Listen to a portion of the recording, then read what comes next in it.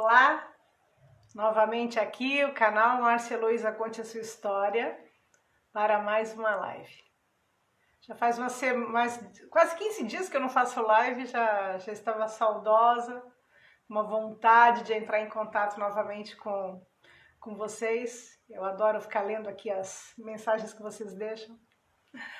Hoje eu peço para vocês que se inscrevam no meu canal no YouTube, Márcia Heloísa Conte a Sua História, que por favor vocês coloquem like nos vídeos que vocês assistirem e que compartilhem com as pessoas que estão curtindo acompanhar as histórias que nós temos apresentado aqui com os nossos convidados maravilhosos. Hoje não é diferente, é uma convidada maravilhosa e muito especial, é a criadora do canal, Márcia Heloísa Conte a Sua História. Eu tinha muita vontade de fazer uma atividade, não tinha coragem, não sabia como fazer, sou preguiçosa para aprender. E a convidada de hoje, então, se ofereceu muito gentilmente, dedicou vários dias da sua vida para poder me auxiliar, criou o canal e sempre que tem alguma coisa para mexer ali na gestão, é ela que faz. Tudo graciosamente, então eu sou muito grata, eu tenho muito carinho por ela e agradecimento, uma grande admiração. E ela já esteve aqui conosco. Quando nós fizemos a live sobre a nossa avó Cici, foi ela que esteve conosco. Então, hoje nós vamos conhecer a história profissional da Cristiane da Costa Braga, minha prima, por linha materna. E a Cristiane, ela é profissional da área de marketing. Atualmente ela trabalha com assessoria em marketing para o setor educacional. Ela é bacharel em comunicação social, com ênfase em publicidade e propaganda pela Unisantos. Ela tem MBA em marketing pela FGV e especialização em marketing digital pela ECA USP. A Cris já trabalhou em vários setores de marketing.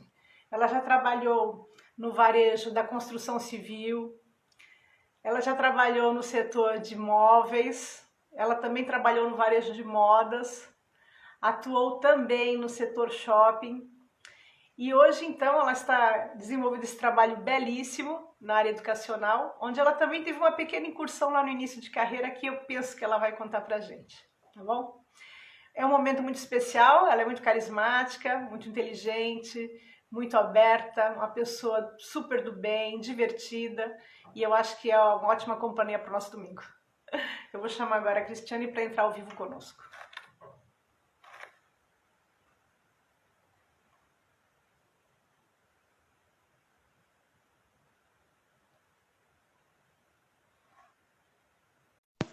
E assim que ela puder entrar, que ela conseguir, nós começamos aqui o nosso bate-papo.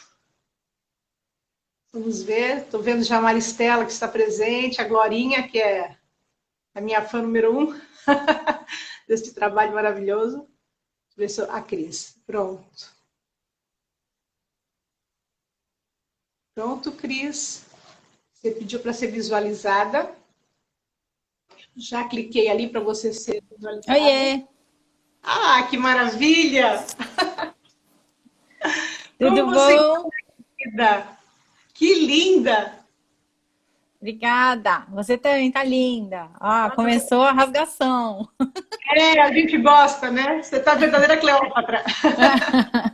Eu lembro muito de um aniversário que você fez, a fantasia, que você foi de Cleópatra. Foi, verdade. Você escutou, né, a tua apresentação, então eu reitero o meu agradecimento a você, porque se eu estou nessa aventura, nesse divertimento, nesse ambiente aqui de tanta alegria, é graças a você. Ah, imagina. Foi só um empurrãozinho, né? Mas o trabalho todo foi seu. Imagina, que para mim é um divertimento, né? Eu estava me sentindo tão inútil, agora pelo menos eu tenho esse leitmotiv aqui. Em 15 dias sem live eu já estava desesperada. Passando mal. Cris, hoje você é o nosso centro das atenções, né? Ah, meu Deus. Hoje é você. Então, quem é a Cristiane aí, para o nosso público? Ah, Cristiane é como você já apresentou, né? Uma publicitária, né, por formação, que na verdade nunca trabalhou em agência, né? Por incrível que pareça, apesar da formação. Mas eu acho que, assim, em resumo, é uma pessoa que acreditou, assim, no seu sonho profissional. Eu levei muitos anos para conseguir me encontrar, na verdade, não, né? Você sabe disso, você acompanhou muitos anos mesmo, né? Na verdade, eu acredito que eu tenha conseguido realmente a minha realização profissional com quase 30 anos, né? Então, eu levei um tempão para me achar, né? Como você disse, passei aí por diversos setores, principalmente no varejo, né? Mas eu acredito que isso, assim, eu não desisti do meu sonho, né, profissional, e fui atrás e tentei através de cursos, né, enfim, me aperfeiçoando tudo para conseguir. Veja, não é que eu cheguei num ponto, não é nada disso, mas assim, realmente de realização, né? De me encontrar mesmo na área. Que bacana. Quando você era pequenininha, passava pela sua cabeça essa área ou outras coisas? O que passava na sua cabeça quando era criança? Sim, na verdade eu bem novinha, eu gostava, bom, era louca por novelas, né? Alucina Show também. Sim. E aí um dia eu vi, na verdade, um backstage do video show, de uma gravação de novela, de comercial. Eu não me lembro bem, eu sei que era um backstage. E aí eu virei para minha avó, e falei: vó, eu quero trabalhar nisso. Assim, num primeiro momento eu queria ser de produção. Eu queria trabalhar com produção, eu me imaginava trabalhando na TV, mas tudo por trás das câmeras, né? Nada não para ser atriz, mas assim, para trabalhar realmente com produção. E aí, nesse dia, eu falei à noite, quando minha mãe chegou: eu vou ser publicitária. Tipo, e eu era bem pequena, e realmente, né, eu segui com essa ideia. Eu acho que quando aconteceu isso, eu devia ter uns 11 anos, mais ou menos, 12. E daí eu falei: não, eu quero ir por esse caminho. Então, eu sabia que já era comunicação. Depois, na época que eu comecei a fazer teste vocacional, né, para fazer vestibular e tal, daí deu também, assim, um caminho para até artes cênicas, ou comunicação em geral, relações públicas, jornalismo, né, e aí eu optei por publicidade, né. Eu cheguei a trabalhar na área de comunicação. Eu trabalhei com publicidade e propaganda, com jornalismo. Nossa, e era assim maravilhoso. Era um povo assim tão diferente. Eu que venho da área de educação mais estrita, né? Sim. Mais definida assim. Para mim foi uma das experiências mais gratificantes assim. Era um pessoal tão aberto, com tanta vontade de fazer e tão criativo, sabe? Uhum. E com humildade também, eu achava assim super bacana. E é um pessoal super culto, né? Porque vocês trabalham com todas as áreas, né? E no teu caso foi uma ênfase, mas na verdade a formação tem uma base comum, né, para todos. Né? Sim, sim, sim. A comunicação social é uma base comum, pelo menos o bacharel em comunicação social, né? E depois, na verdade, nos 2 últimos anos é que a gente vai mais focado para a área de publicidade mesmo, né? Uhum. E quando você entra na comunicação, eu me lembro muito do seu TCC, que foi uma Uhum. experiência assim tão bonita, né? Eu tive o privilégio de ler. E aconteceu uma coisa estranha, porque depois que você fez o TCC, logo aquele produto apareceu no mercado. E eu queria que você É. contasse um pouco dessa história, porque para mim, até hoje, eu não entendo. Porque dizem que quando uma ideia está no ar, muitas pessoas pegam. É como se fosse assim, um feeling que algumas pessoas têm de alguma coisa que está surgindo. Eu não É. sei se isso explica, mas se você pudesse contar essa história, porque eu lembro que depois que eu li seu TCC, que eu vi aquilo no mercado, eu falei: não é possível, alguém roubou a ideia da Cris. Mas eu acho que não é só isso, é uma coisa maior, né? Conta É, essa história. na verdade, quando a gente. A Casinha, né, Ana Carla, que é minha amiga desde sempre, desde 10 anos de idade, né? Desde a quinta série, quando eu entrei no Santista, ela foi uma das primeiras amigas e até hoje minha amiga. É, nós éramos dupla, né? A gente fez faculdade juntas também, e aí nós éramos uma dupla e a gente resolveu. Eu não sei de onde a gente tirou essa ideia, porque não tinha Google, não tinha nada, né? Sim. Para procurar, enfim, não era. A internet não tinha essa força que tem hoje, né? E a gente gostava muito de Melissa, aquela sandália de Sim, plástico, né? E a gente gostava muito, sempre, e a gente sempre pensou assim, putz, a Melissa é tão linda, tudo, mas por que que ela deixa aquele suor no pé? Acaba sim. plástico machucando, tudo, né? E tal. Eu acredito que a gente teve uma inspiração grande de Havaianas, porque a Havaianas ela foi considerada um chinelo popular durante muito tempo, né? Sim. Então, assim, você andar de Havaiana era meio que não digo brega, mas era algo muito popular, né? Assim, barato, É, você popular, não tinha dizia nada a ver mesmo, era com... o chinelinho dos pobres, né? O que a Era gente o podia chinelo dos comprar, pobres. porque ele durava muito. Você É, comprava uma Havaiana, era para anos. era para anos, exatamente. Então, e aí a Havaiana se reposicionou, né, no mercado, puxando muito para essa questão da moda, da personalização, tudo. Eu acho que isso nos inspirou a pensar a mesma coisa para a Melissa, né? A Sim. Melissa era considerada um plástico, ai, não é cheiroso, machuca, sua o pé, enfim. E aí a gente teve a ideia de também fazer um reposicionamento da Melissa, subindo o preço, colocando, na verdade, modelos um pouco mais moda, com um estilo mais bacana, não só o tradicional, com Sim. cores diferentes, né? E foi dessa forma que a gente começou o trabalho do TCC. Então, foi um reposicionamento de marca, né? E logo, realmente, por coincidência, logo depois, a gente teve exatamente isso. As Melissas assinadas por estilistas, Melissa custando o preço da Arezzo, né? Da Schutz e tal. E até hoje, né? E até hoje a Melissa, na verdade, ela tem um preço médio alto, assim, comparado com o que já foi no passado.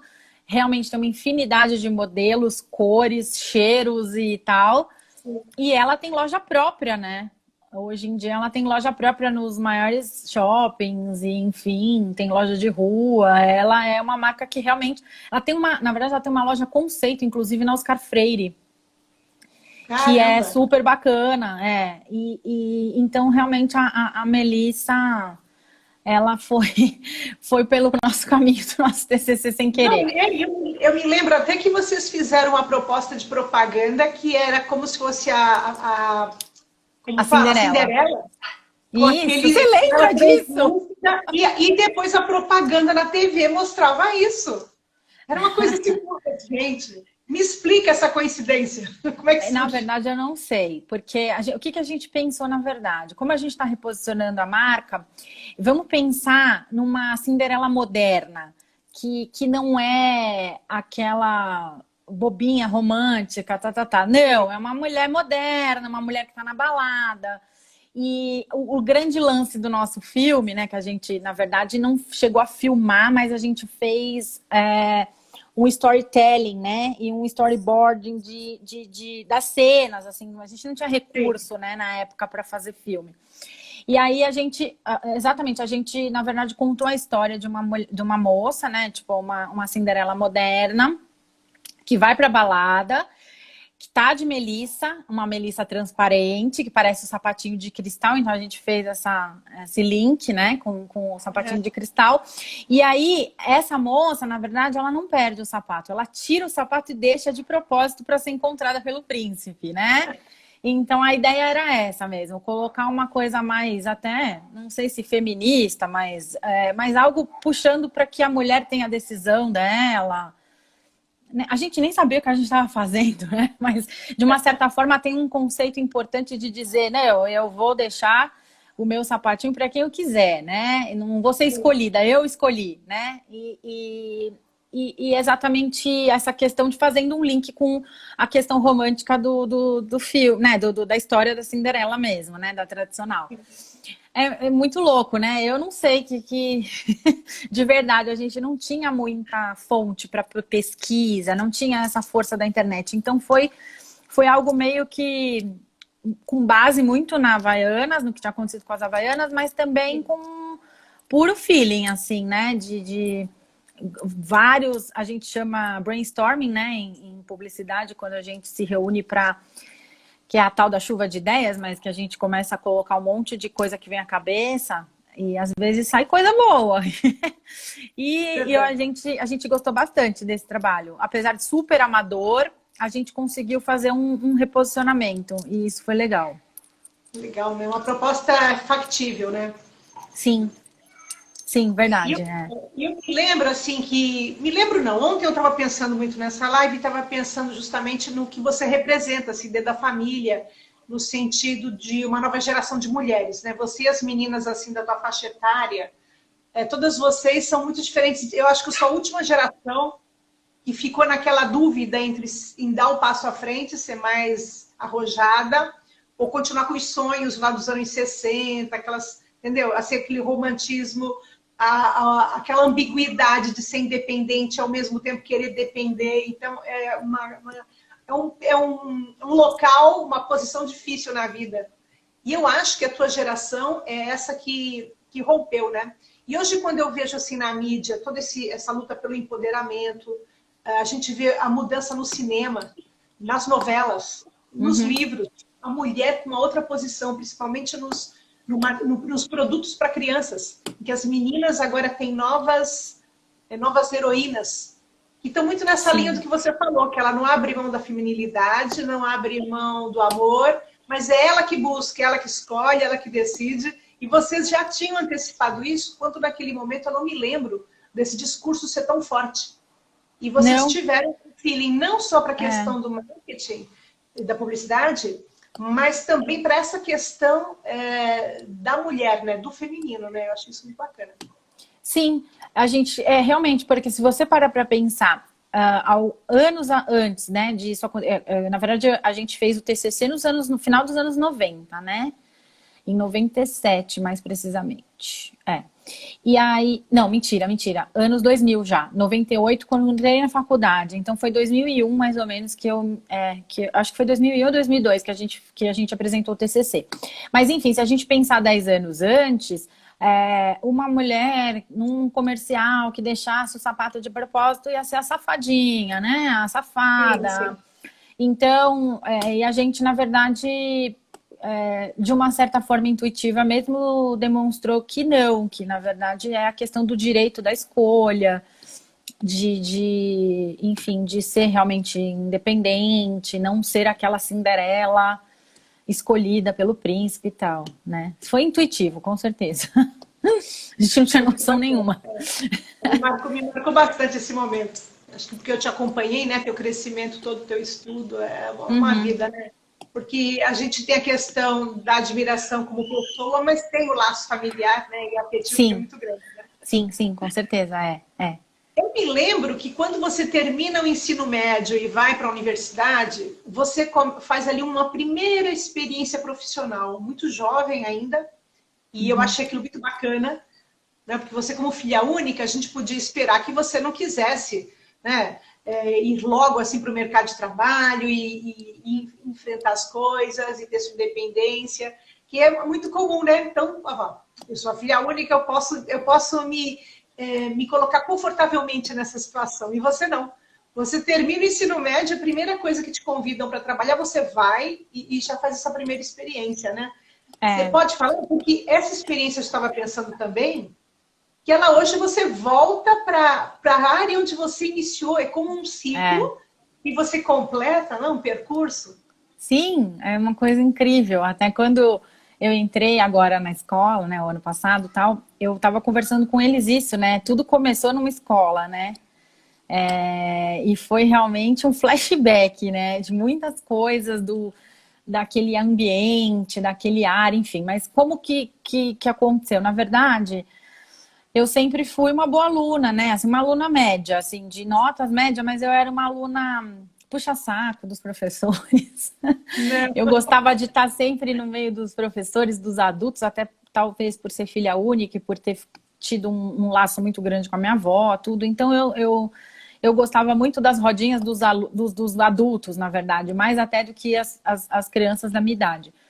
E aí, eu, na verdade, participei de várias coisas, de vários projetos, fui oradora da turma na escola, tudo. Então, quando eu comecei a faculdade, eles estavam procurando uma pessoa que tivesse um perfil de administração ou comunicação para começar um projeto na escola que era justamente na área de divulgação da escola, de atendimento aos pais, na verdade, de conseguir virar o maior número de matrículas possíveis e tal. Exatamente o que eu faço hoje, né? Mas de uma outra forma. E aí, na verdade, meu pai tinha uma ideia de que eu não iria trabalhar, né, até me formar, ele queria que eu me dedicasse aos estudos. Eu falei, não, dá para fazer os dois, não tem, né, eu já estava indo para o segundo ano da faculdade, porque eu entrei na faculdade com 17 anos, né, então de 18 para 19 é que eu comecei a trabalhar, né, e aí meu pai não queria, não, porque tem que estudar. Eu falei, pai, dá para fazer os dois, a faculdade é tranquila. Realmente, publicidade não era uma faculdade que demandava demais, assim, bem tranquilo mesmo para fazer. Acho até que menos pesado do que o ensino médio.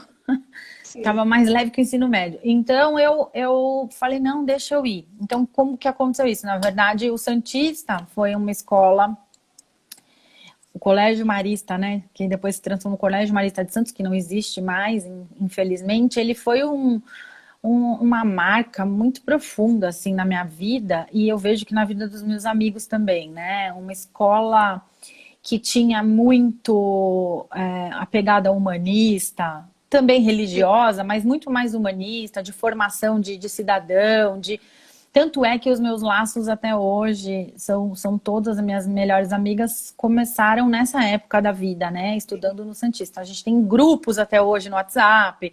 A gente tem a galera que é mais por rede social, mas tem a galera amiga mesmo, né? Que tá junto em todas as horas e tudo dessa época. Então o Santista marcou muito. E também a amizade que eu tive com os meus professores, né? Então, assim, eu participei muito da vida de algumas professoras, né? Como a Betinha, a Serlene.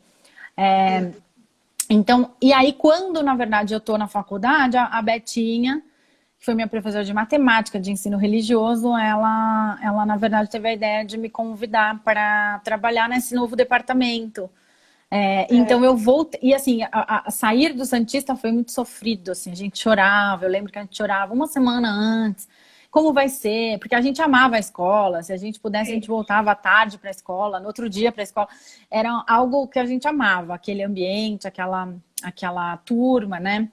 E aí quando a gente saiu, a gente sofreu pra caramba, chorou tanto na formatura, foi aquele chororô, e agora, não sei o quê. E aí começa a faculdade, né, você acaba enfim, desencanando, começa uma outra coisa, um outro ciclo. E aí eu fui convidada para voltar, mas trabalhando lá, que foi incrível, né? Tipo, foi muito bacana, foi incrível. Exatamente num departamento que tinha como objetivo ser o cartão de visita da escola, né? Então, aí, na verdade, a demanda aumentou e a gente até precisou chamar uma outra pessoa, e aí eu sugeri que fosse a Casinha.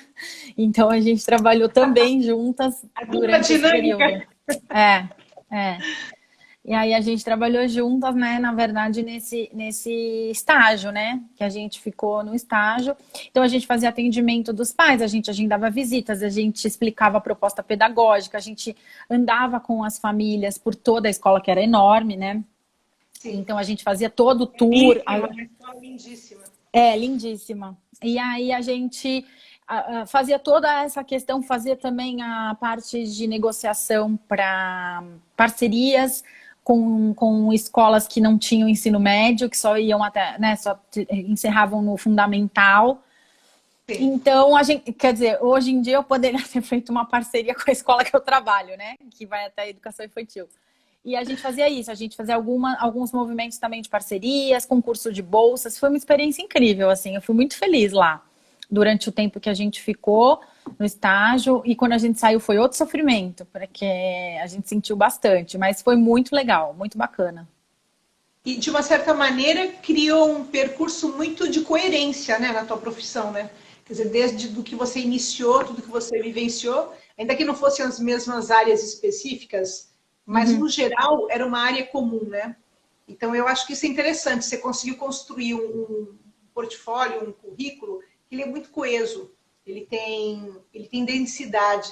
Porque, às vezes, a gente fica pulando de galho em galho e não se define.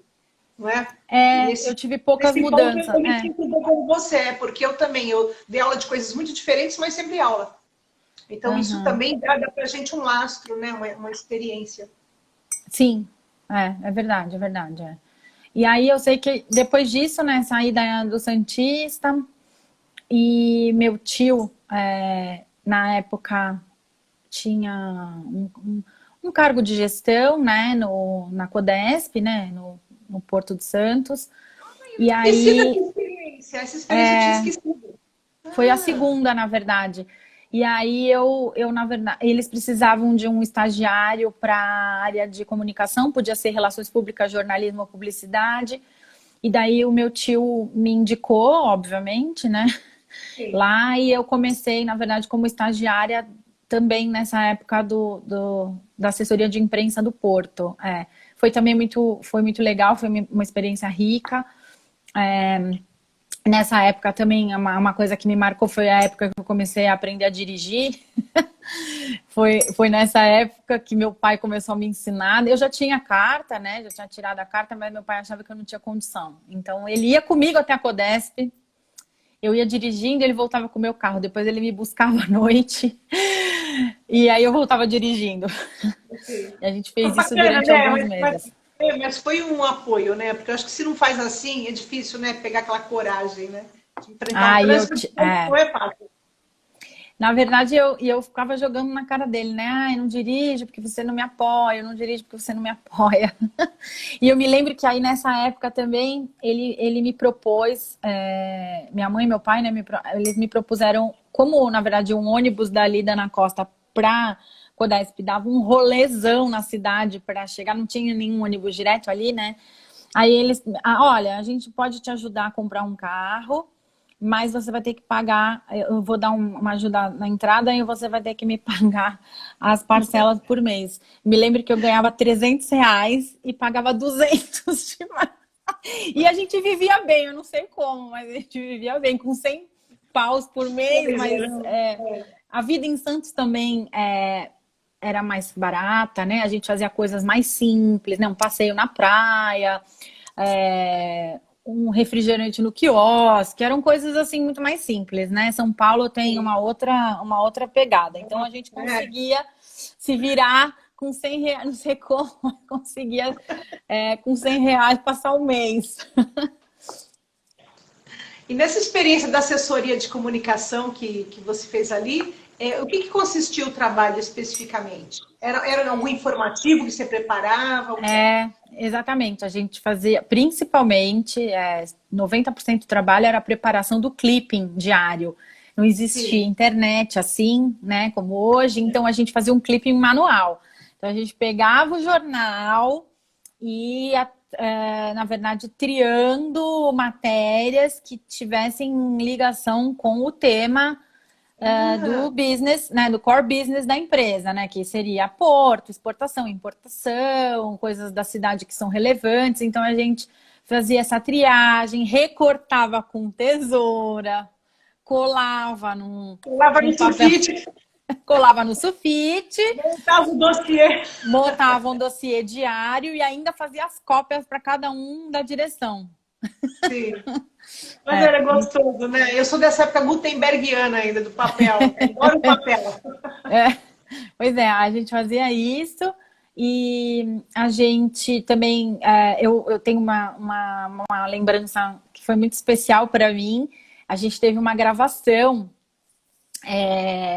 Toda a área alfandegária tem que ter uma aprovação, né, da assessoria de imprensa para qualquer tipo de filmagem e tal. E eu me lembro que o Charlie Brown, na época, foi gravar um clipe do Não Deixe o Marte Engolir, a música falava. Eu não lembro qual é o nome mesmo da música, mas enfim, uma música. Eu gosto muito de Charlie Brown até hoje. Muito santista, né? Super santista. E aí a gravação ia ser num navio, lá no Porto. E aí a nossa chefe, né? Ela falou: vocês querem acompanhar a gravação do clipe do Charlie Brown? Eu falei: opa, claro, né? E aí conheci todo mundo, conheci o Chorão, conheci o Pelado, o Champignon, enfim. E foi Que super legal bacana. acompanhar. Foi uma coisa que me marcou bastante no estágio, foi essa experiência diferente de acompanhar um clipe conhecer os caras que, meu, estavam no ápice, né, naquela época enfim, conhecer todo mundo, foi muito legal. Nossa, muito bacana. E eu não É, lembrava dessa experiência, é verdade. Você agora é, colocando, eu nem coloquei no folheto de divulgação, porque eu realmente não me lembrava dela. é, Foi importante, né? Cada coisinha que a gente faz acaba que na nossa vida desenvolve uma habilidade, né? Se sim, torna uma ferramenta, né, no futuro. sim, verdade, verdade. Aí depois, quando eu estava, tinha acabado de renovar o meu segundo ciclo do estágio lá na Codesp, eu estava vendo já, tipo, fazendo várias inscrições, né, para outros estágios, outras oportunidades. E daí eu me lembro que eu comecei a fazer um processo seletivo para trabalhar. Até então, né, eu tinha uma ilusão do que seria o trabalho, mas enfim, mas era para trabalhar na Saint-Gobain, na Quartzolite, né? A Saint-Gobain é a holding, né, e a Quartzolite uma das empresas que faz parte, né?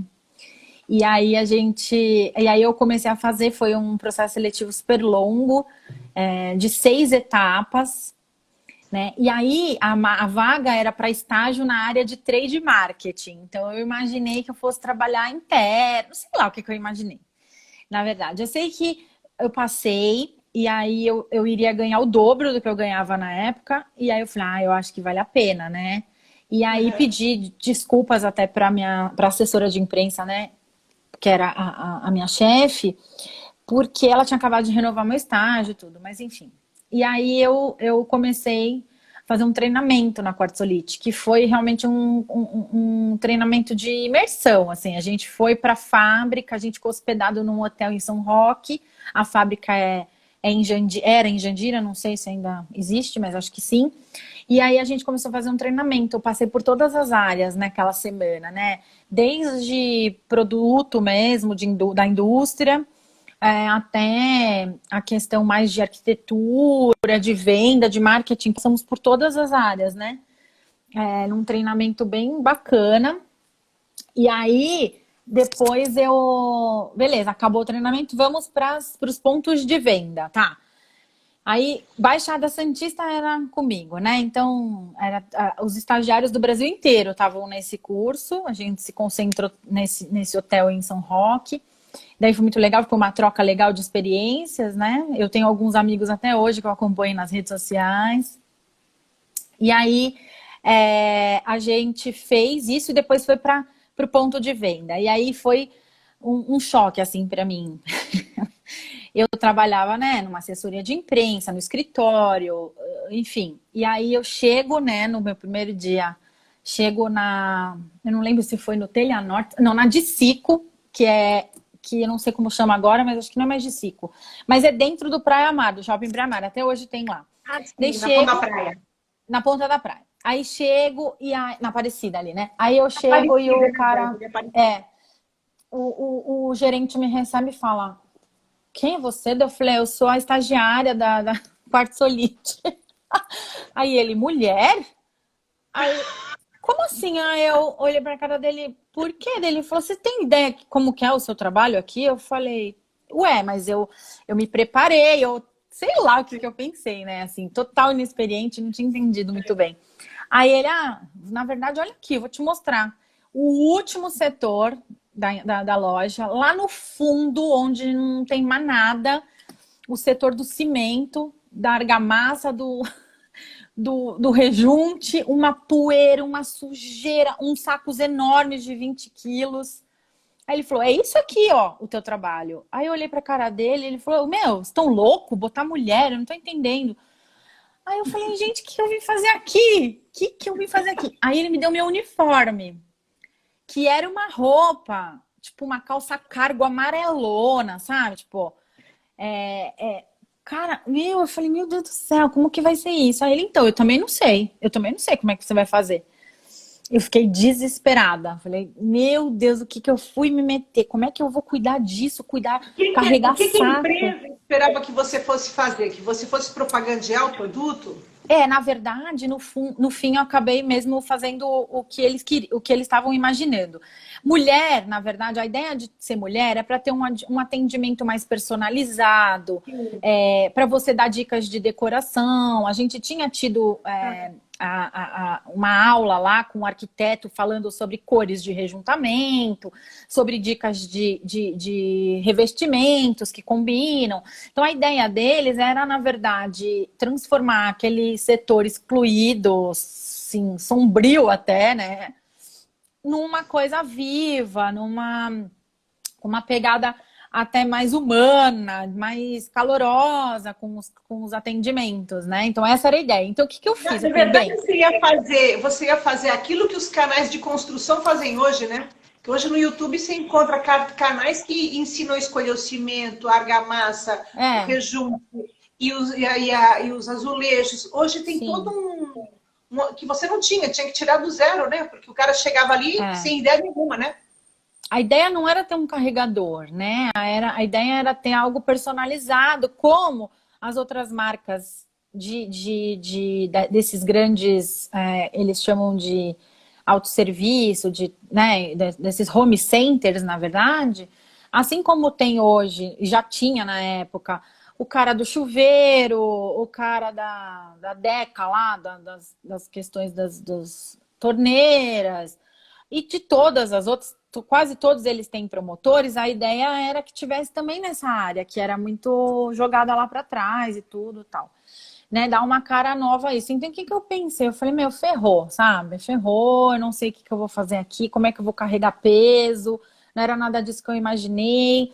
E aí eu comecei, eu falei, bem, eu só tenho uma alternativa, fazer amizade com essa galera que já trabalha no depósito para me ajudar a subir material, porque eu não vou ter força para isso, mas eu vou pedir ajuda e aí a questão de arrumar, organizar, eu faço. Conhecimento de informação técnica eu tenho, então eu vou fazer isso. Então os meninos me ajudavam a pegar o material, né? E eu deixei o espaço um brinco, assim, todo super arrumado, por cores, material promocional, atualizado, tudo, né? E aí eu trabalhei, na verdade, acho que 2 meses assim, né? Querendo desistir, mas pensando que não, porque a maioria dos meus amigos fazia estágio em agência e não remunerado, sabe? Aí eu falei, não, eu Ah, não quero, tipo, não receber nada. Eu ah, quero, né, ganhar alguma coisa. Então eu resolvi ficar. Daí grande, né, momento da minha experiência lá foi quando a minha chefe, na época, ela propôs um desafio para todos os estagiários do Brasil, que era criar uma campanha promocional de Páscoa. Oi? Páscoa? O que tem a ver Páscoa com cimento, pelo amor de Deus? Deu uma verba, acho que de R$ 100 para cada um, só criar se uma fosse ação para construir promocional. a toca do coelhinho, né? Só se for, né? Eu falei, gente, de onde eu vou tirar ideia para isso? A ideia era alavancar, na verdade, o setor, era movimentar a loja. E eu pensei assim, caramba, o que eu vou fazer? R$ 100. Tive que, obviamente, acabar tirando do meu bolso um pouco de verba para poder 100 fazer, reais, mas eu. Cristiane. 100 reais. Hum, 100 reais, desculpe. R$ 100. Entendi. R$ 100. E no fundo da R$ 100. loja? E no fundo da loja? Ou você No já fundo tinha da loja. passado Aí por que. frente? Não, que passado para frente, nunca passei para frente, né? Na verdade, eu continuei lá. Aí, o que aconteceu? Eu tive uma ideia de fazer, na verdade, uma campanha de incentivo com os vendedores. Falei, meu, Páscoa não tem nada a ver com cimento. O que eu posso fazer? Talvez pôr uma decoraçãozinha para ficar um pouco mais bonitinho, fofo, que não tem nada de fofo, mas enfim. E vou, na verdade, movimentar a galera, né? Aí, o que eu fiz? Pedi a ajuda da Gisela, minha nossa prima, e a Gisela fez para mim uma cesta com diversos. Eu comprei os chocolates e tudo, aí ela montou, porque ela tem uma bom, né? Assim, as Sim, ideias dela, enfim, para a parte de artesanato e tal. Ela montou maravilhosa. uma cesta, maravilhosa. E aí ela montou uma cesta linda. E eu falei, tá, agora eu preciso de outra igual. Por que eu vou fazer? Eu vou fazer uma campanha de incentivo. Cada vendedor que vender um produto meu vai ter uma senha e ganha o vendedor e ganha o cliente. tipo, daquele produto. Então, eu vou dar eles vão colocar numa urna, eu nem sei como é que eu arrumei essa urna, mas também consegui arrumar. Aí eu vou colocar, cada um, né, o vendedor junto com aquele cliente, o vendedor preenche uma fichinha com um nome, produto que vendeu e o nome do cliente, põe na urna. Cada um que vender ganha uma ficha. Aquilo foi um boom na loja. Tipo, todo mundo começou só a querer vender. E eu lá com a cesta exposta. Todo dia, carregava a cesta para casa, trazia a cesta. Sim, que deixasse a cesta lá. Todo dia.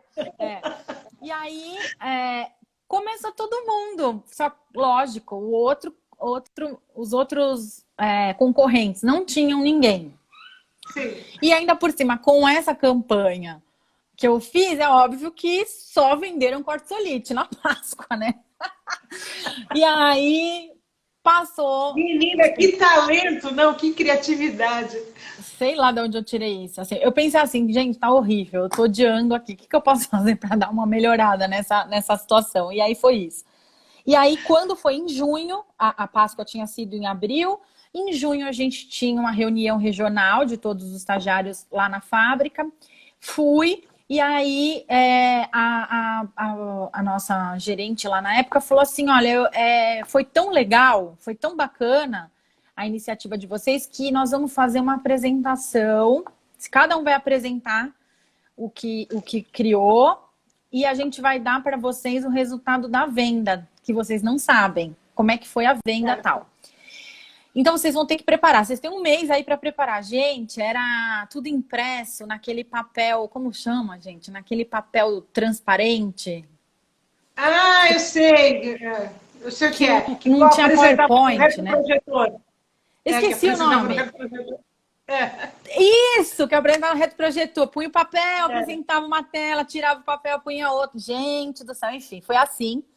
A gente apresentou e, para minha surpresa, realmente a venda da minha loja foi o maior percentual de crescimento em relação ao ano anterior. Bateu as metas todas e eu ganhei o prêmio de o primeiro lugar no prêmio de... Isso é bacana. E sabe qual foi o meu prêmio? Um troféu e uma TV de 14 polegadas da CCE.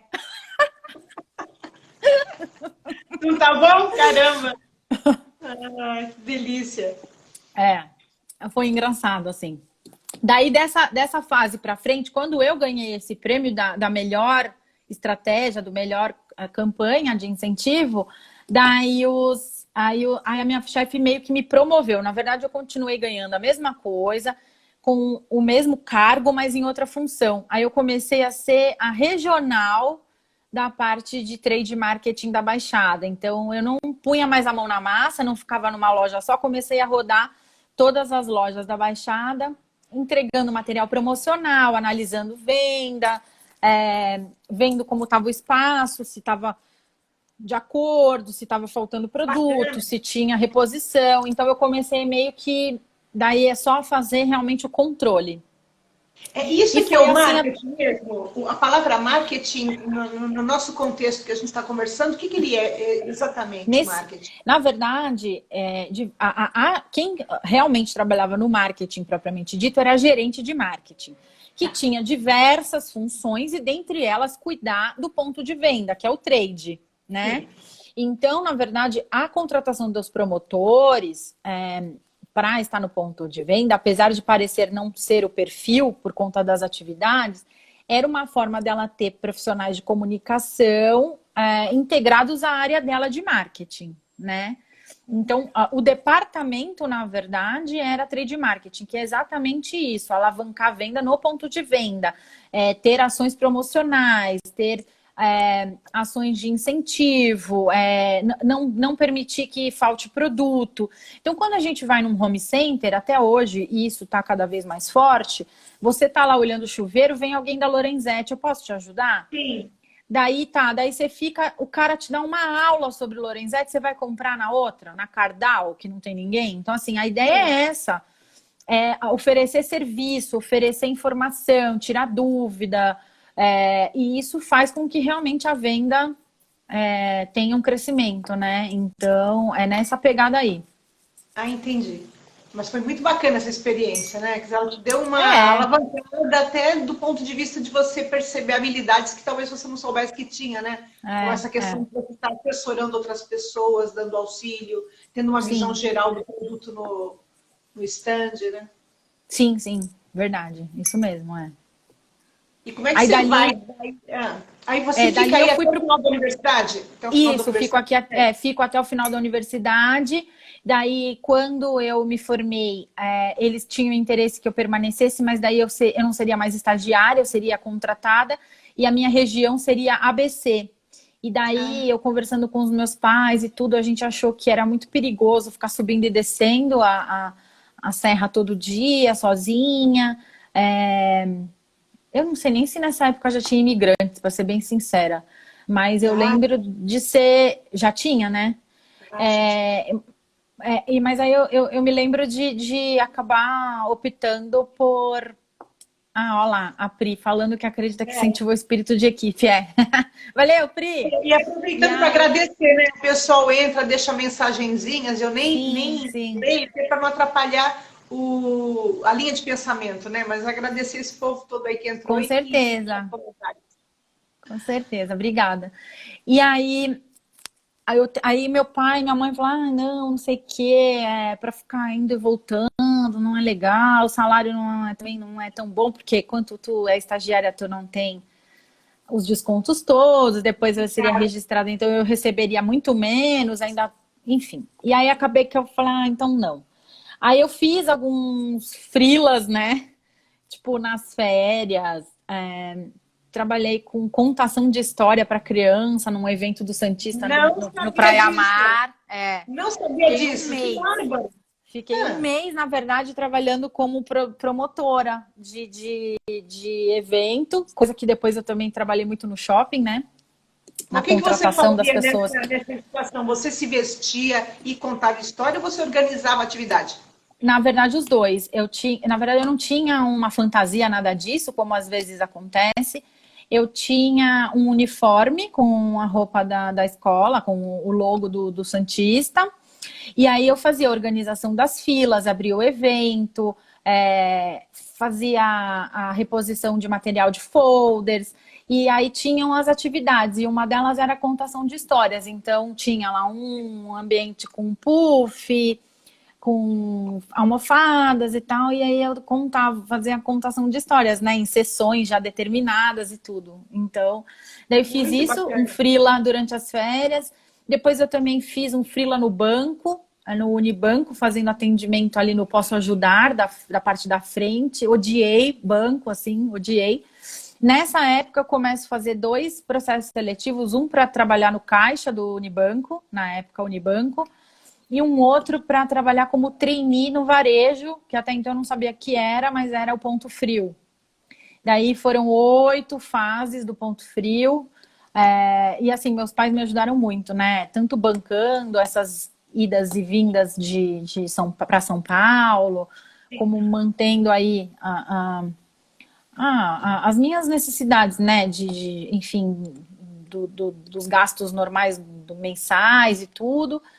Aí e aí, durante esse período do Unibanco, eu comecei a prestar essas provas. Meu pai veio muitas vezes comigo a São Paulo para não me deixar vir sozinha, fiz as provas, tudo passei nos dois. Aí fiquei naquela dúvida: caramba, o que que eu faço?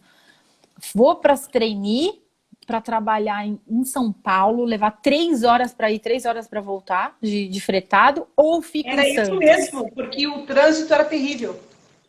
Não, e fora que o Ponto Frio é na Marginal Tietê. Então, é ali perto da freguesia do Ó, Zona Norte, muito longe de Santos, né? Daí eu fiquei nessa dúvida do que que eu faço? E acabei optando por fazer, como eu não gostava muito de banco, eu falei, o trainee eu vou ter mais chance de ir para minha área. Daí Sim. fui e entrei para o Ponto Frio, né? E aí comecei a trabalhar no Ponto Frio, que também foi uma experiência incrível, né? Passei por todas as áreas, diversos treinamentos, conheci o Rio de Janeiro, que era um sonho, e fui muito para o Rio de Janeiro por conta do trabalho, fiz muitos cursos lá na GV, fiz O cursos. trainee chega a ser um estagiário Ou é um passo à frente, ou já é uma preparação? Na verdade, o certo mesmo do trainee é você se preparar para assumir um cargo de liderança, né? Ao fim do processo. As empresas que já fazem isso há muito tempo, o trainee automaticamente vira um gestor já de alguma área. No caso do Ponto Frio, eles não sabiam muito bem o que era o trainee. Então, a gente foi meio que como se fosse um estagiário, mas tendo esse trabalho de formação muito incrível, que foram esses cursos todos. Eu fiz curso de apresentação em público, eu fiz curso de... Mas foi na GV os cursos? Eles tinham algum alguns contato na com o GV, mercado?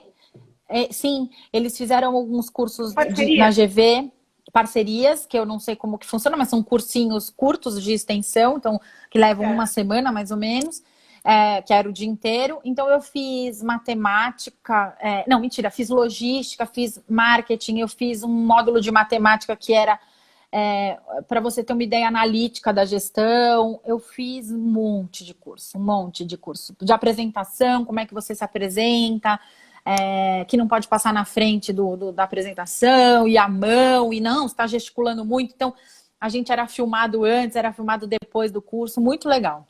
E aí Era um curso foi muito... anti-italiano, né? Não podia gesticular muito. Exato, exato. Tem tudo isso, a questão corporal. Nossa, um monte de curso. Muito bacana ao longo desse primeiro ano. Depois, no segundo ano, eu não fui para a área de marketing, fiquei na área comercial, na área de móveis. E aí eu trabalhei lá mais acho que um ano na área de móveis como assistente comercial. E eu cismava que você tinha trabalhado na linha branca, não tinha nada a ver. Era Não, móvel. não trabalhei na linha branca, trabalhei em móveis, Trabalhei em móveis. E aí foi bacana. Você sempre Depois teve esse gosto. Você pensava muito na publicidade e parece que as coisas te encaminhavam para o marketing. Aconteceu isso na tua vida? O que você acha que é isso? É a tua característica mesmo? Pode ser, porque na verdade lá no Ponto Frio eles disseram que meu perfil não era a área de marketing em si, mas sim a área a área comercial. Que tá ligada, mas não é exatamente a mesma coisa, né? E aí eles, na verdade, me falaram, não, você tem um perfil comercial. Eu falei, mas como perfil comercial? Eu não quero trabalhar na área comercial, eu quero trabalhar no marketing.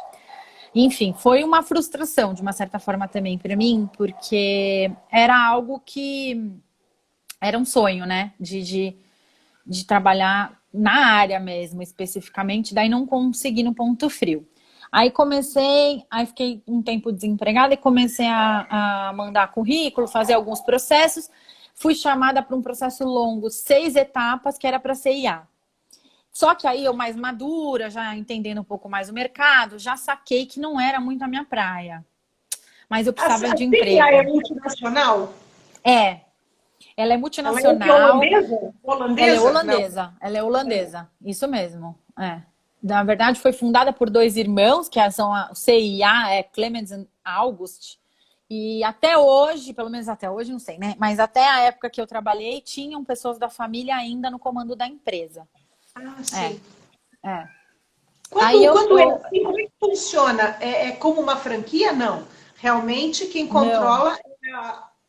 Ah, não é franquia. Não, na verdade é a multinacional. Então, assim, a holding estava na Holanda, mas nós tínhamos o presidente brasileiro, tinha toda a equipe de direção brasileira. Então, na verdade, não é franquia, não, era tudo próprio. Aí na CIA foi pauleira, assim, foi acho que um divisor de águas, assim. Como você trabalhava, meu Deus. Trabalhava muito lá, muito. Foi Quer dizer, sempre, uma experiência... né, Cris? Se pensar bem, todos os teus empregos, nenhum foi bolinho, né? Não, nenhum foi fácil. Porque, putz, só de ter que ir para São Paulo, né? Subir e descer todo dia, pegar fretado, tudo, quer dizer, não foi fácil.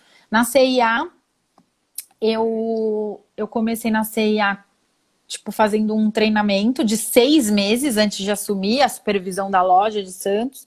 Então, eu trabalhei 6 meses fazendo todo o processo, conhecendo todos os departamentos de uma loja. E aí tem também um episódio engraçado. Meu primeiro dia na CIA, eu fui recebida com flores. Eles têm uma coisa muito bacana, assim, um plano de carreira, eles têm feedbacks, eles têm um RH muito forte interno da CIA, muito bacana.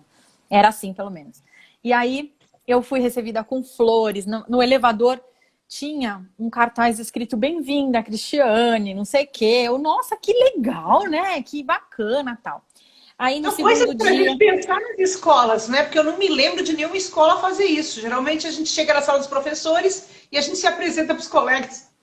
A gente é, fala, "Oi, tudo bem, eu vou não, dar aula de... exato, Que exato. Você fica legal isso, perdido, né? né? Eles têm uma coisa da integração de tipo, uma pessoa te recebe, te apresenta para todo mundo, te coloca mesmo naquele ambiente. E no segundo dia você parece que você já tá meio que em casa, assim, né? Daí eu recebi um uniforme e aí falaram, olha, teu treinamento começa. Recebi uma planilha com todo o cronograma, todos os treinamentos e tudo. Recebi a planilha aí falou assim, ó, seu treinamento começa no caixa. Aí eu, no caixa? Falou, é. Aí eu falei, tá bom. Gente, eu trabalhava na loja de São Bernardo, uma loja de rua, que tem gente saindo pela... Tinha gente saindo pela janela, de tão cheia que era. Uma loja muito popular, muito, muito popular, muito forte em liquidações. E lotada de gente, lotada de gente. Eu falei, misericórdia. A menina pega, abre o caixa, começa a me ensinar. Nisso começa uma fila no caixa, tipo 5, 6 pessoas. Ela, meu, abre um caixa. Eu falei, eu? É, abre um caixa. Aí foi lá, pôs a senha, me mandou abrir o caixa, começar a puxar a fila. Eu, meu Deus do céu. Aí, olha, tá aqui um fundo de moeda, de troco, não sei o quê. Fui abrir o fundo, estourei moeda pra todo lado. O caixa inteirinho cheio de moeda. Aí eu, meu, que vergonha, sabe? Tipo, eu passei várias, assim, vários sufocos. E aí passei por todas as áreas lá. Passei no caixa, passei no feminino, no infantil, no calçados, na parte do varejo, passei na parte do que a gente chamava de RFS, não sei como é que é agora, mas era Retail Financial Services, que eram serviços financeiros, que era do Banco IB na época. Beleza, fiz o treinamento, chega 6 meses depois, aí eu pensando, eu vou pro varejo, porque do varejo para ir pro marketing é mais fácil. Daí chego lá, a minha gerente fala, você é todo perfil comercial, você vai ficar no financeiro. Aí eu falei, não tô acreditando. Gente do Essa céu. assina. Era a minha assina, né? Aí eu falei, gente, não acredito, né? O Aí varejo fiquei... aí, Cris, quando você fala o varejo, é a mercadoria que vai ser colocada toda ali? Tem Toda que a fazer esse parte de... controle.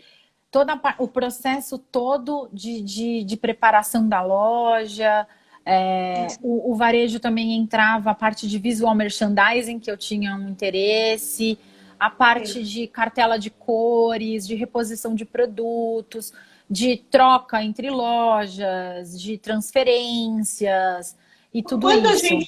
Quando a gente entra na loja, a gente vê que eles colocam nos manequins uma sugestão. Então, eles põem uma calça com uma blusa, uma jaqueta, uma bolsa, um tênis. Isso já vem com um catálogo da empresa ou vocês que Sim. criam?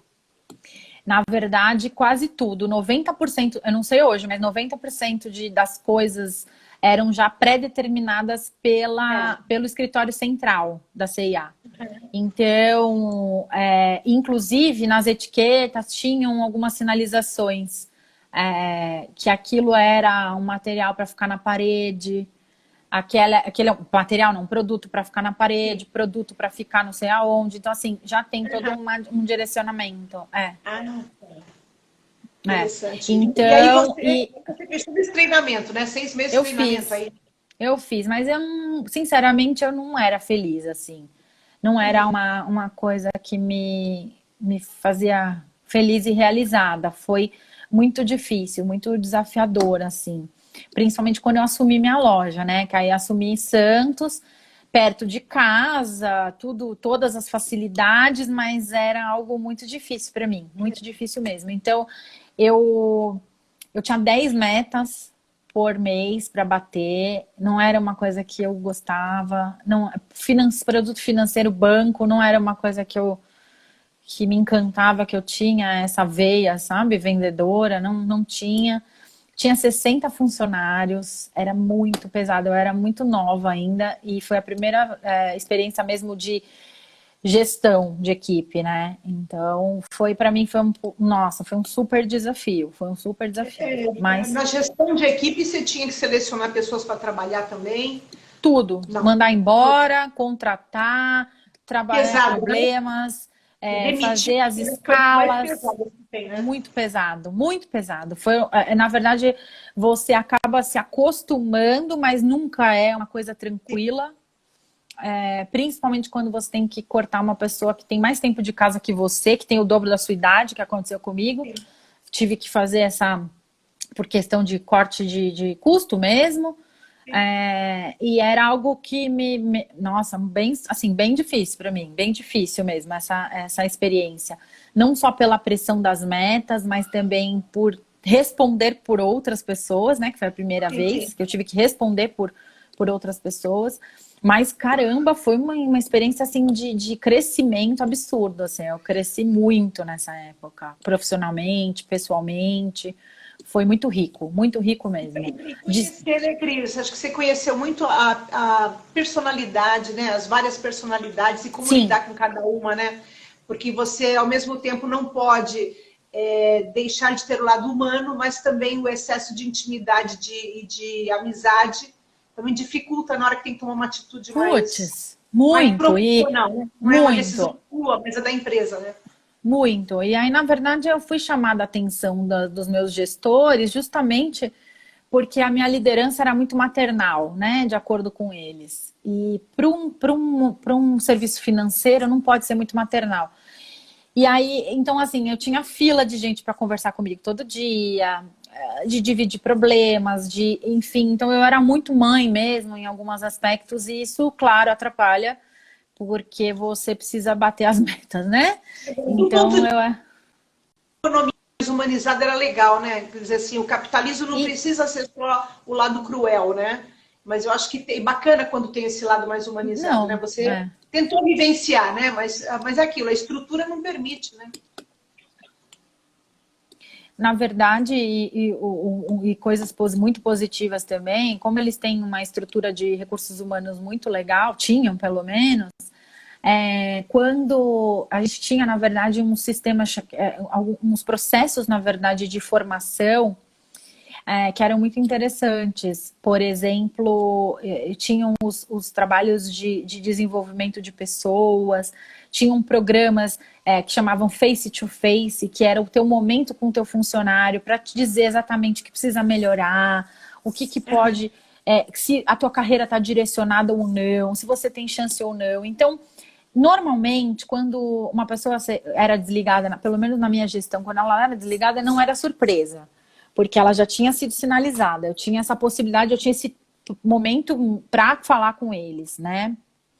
Então, coisa que eu senti muita falta, por exemplo, na experiência posterior, que foi no shopping, né? Que a gente não tinha esse RH estruturado, feedbacks, enfim.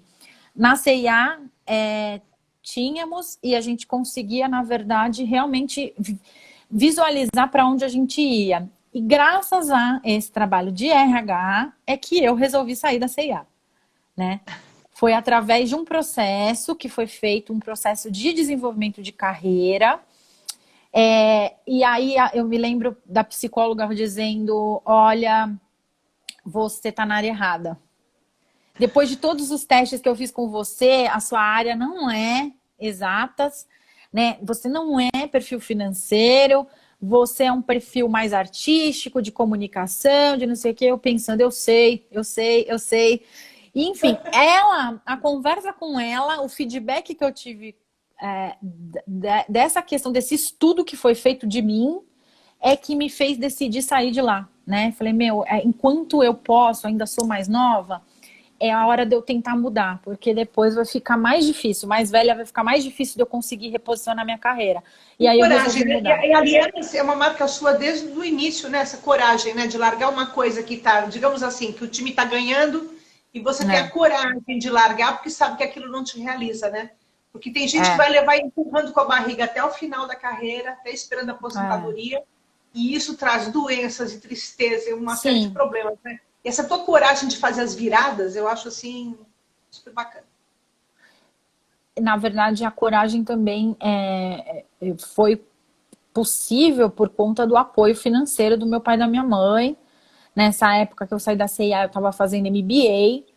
E eu conversei com eles antes de pedir demissão, né? Se realmente, se eles conseguiriam me ajudar, né? Durante o tempo que eu ficasse sem trabalhar.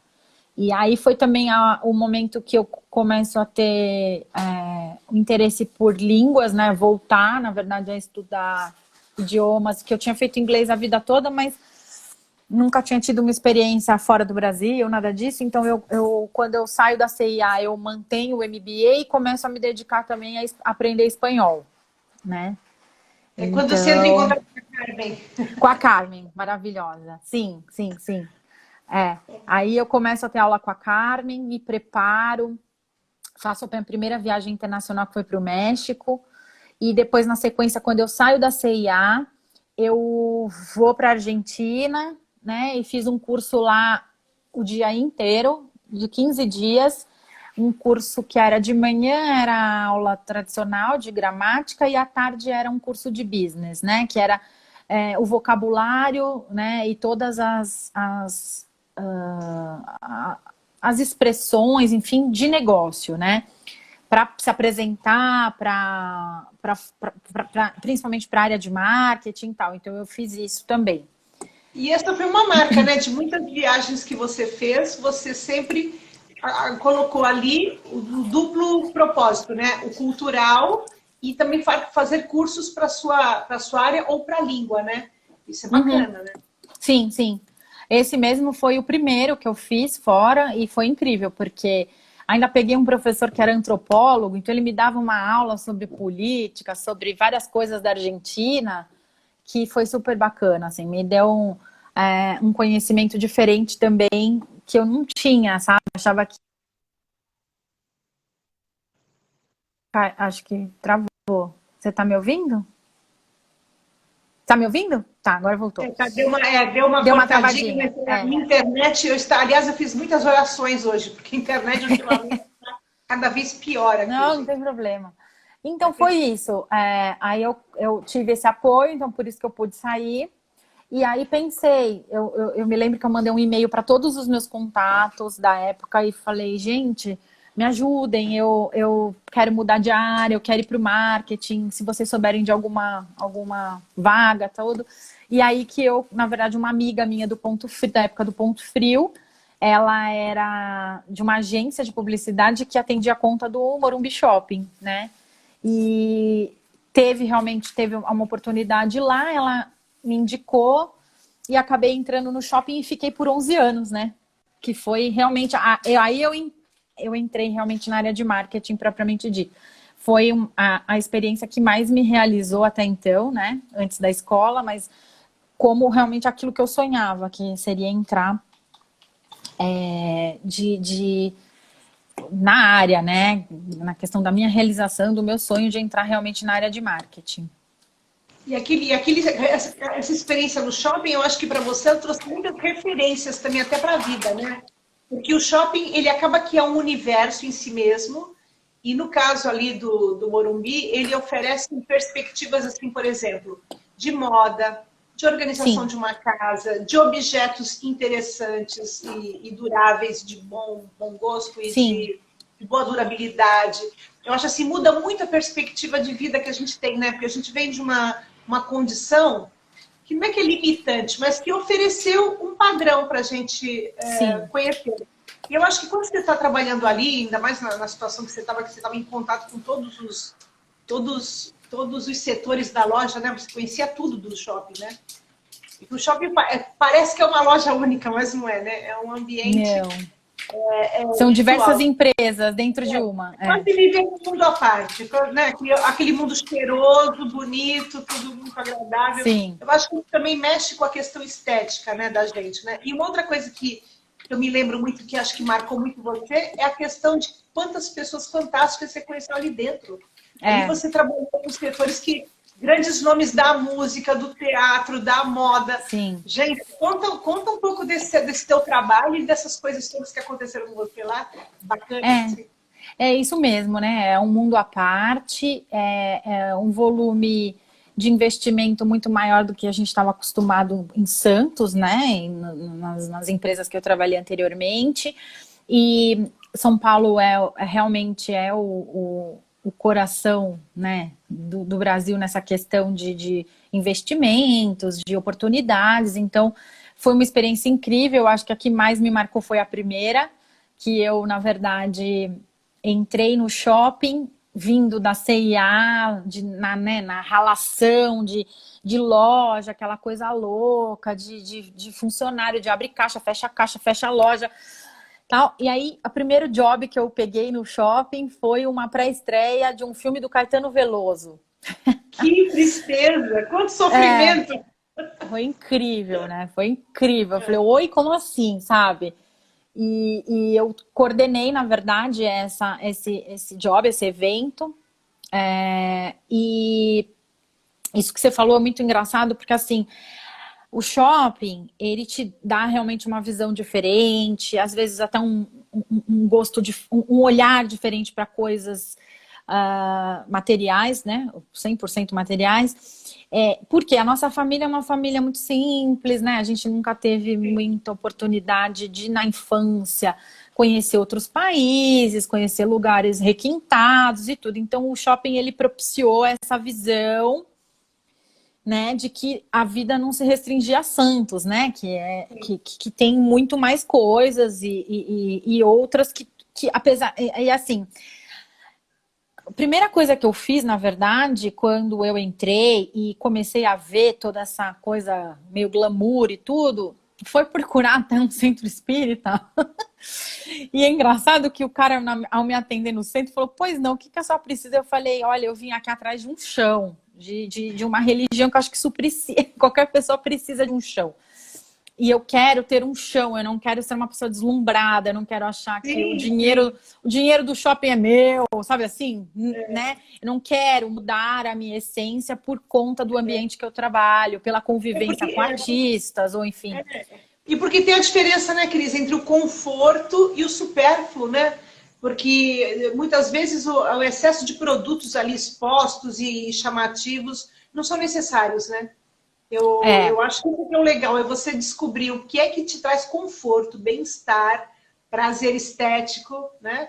sim, E não o acúmulo, não o essencial. E quando você diz, e justamente quando eu estou nesse ambiente é que eu vou procurar a espiritualidade mais profundamente. é. Bacana isso, né? Como você falou, evitar o deslumbre, né?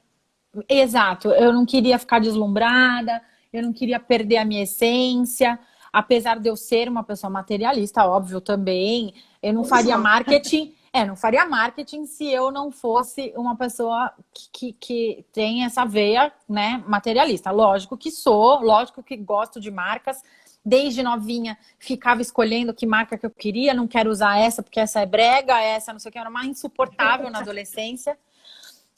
Minha mãe sofreu, coitada. E aí, já agora, aí no shopping, na verdade, você tem essa cara, é muito amplo, né? Você tem o contato com todos os públicos, você tem hoje uma reunião para falar da maçã que você vai comprar para o lançamento da Apple e à noite você está falando com um executivo da Apple, por exemplo, no mesmo ambiente. Então, assim, tinha muitas oportunidades e muitas coisas incríveis e foi realmente maravilhoso para mim essa experiência.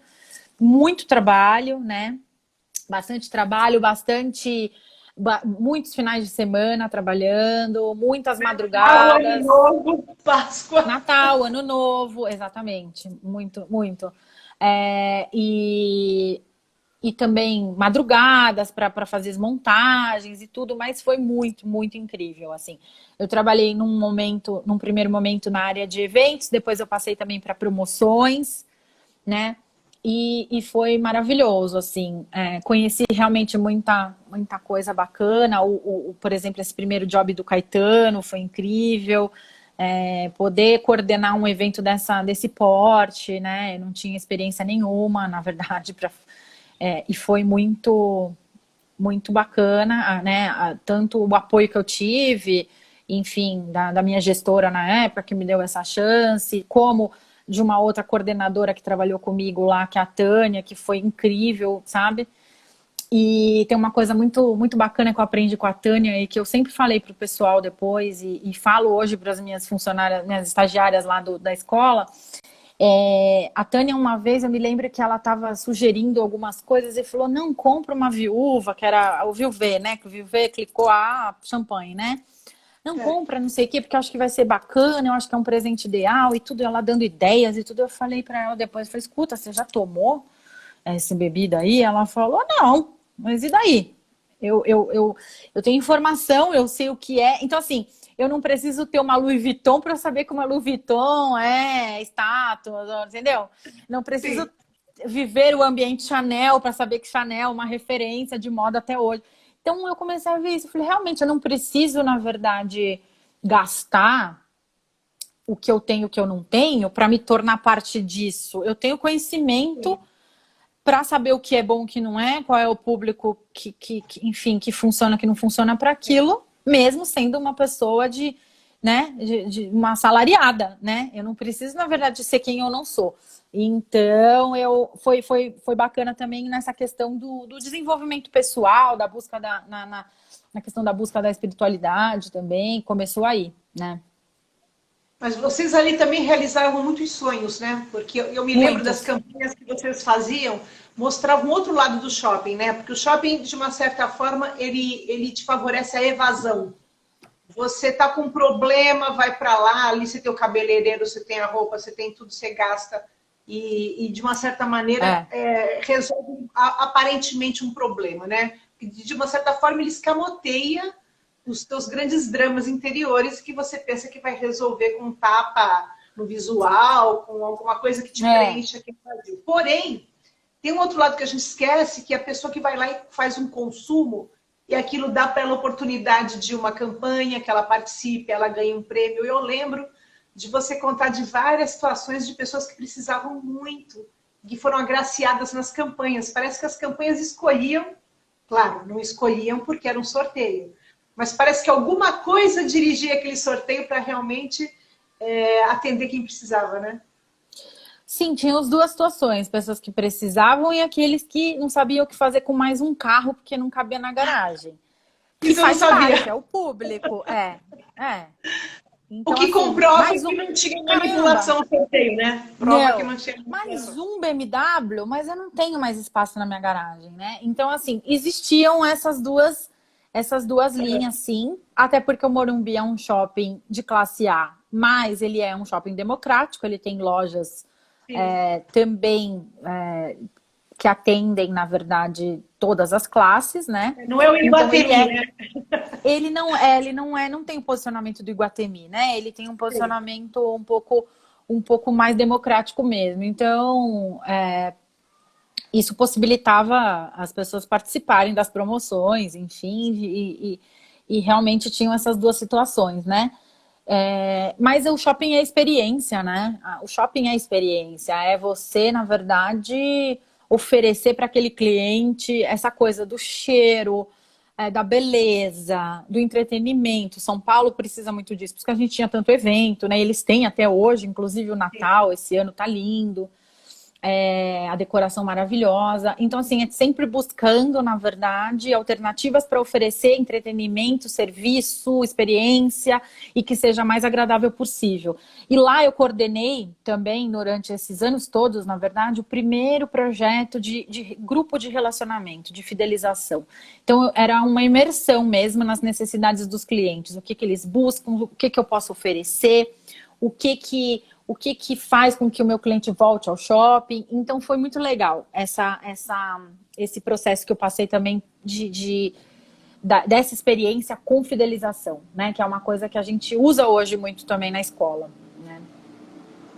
Quando você sai do shopping em plena pandemia, né? Nessa Uhum. catástrofe que você está vivendo, e você vai buscar o curso de marketing digital, que eu achei também, isso é uma coisa que eu tenho sempre em mente, quando eu penso em você, é essa coisa de você saber que tem que se instrumentalizar, tem que buscar ferramentas para você se adequar às situações históricas, né? A situação real.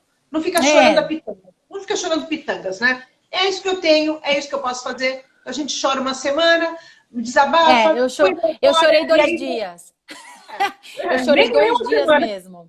Eu chorei 2 dias, eu fiquei muito mal. É um luto, né? É um luto, mas É um muita gente luto, é perdeu o um emprego, luto. né? Muita gente perdeu o emprego na É um pandemia. luto. Principalmente que você passou uma década da sua vida lá. Você cresceu como pessoa, como profissional. Eu tenho ainda um vínculo muito forte com os meus colegas que ficaram. Uhum. Os meus pares lá, eles são como irmãos, assim, para mim. A gente até tem um grupo que chama Brothers, porque realmente a gente era como irmão, a gente cresceu junto. Na verdade, no outro, quando você. Primeiro a pandemia, que é aquele pânico, o que vai acontecer? Nós vamos morrer? Será que vai acabar o mundo? Ninguém sabia o que estava acontecendo.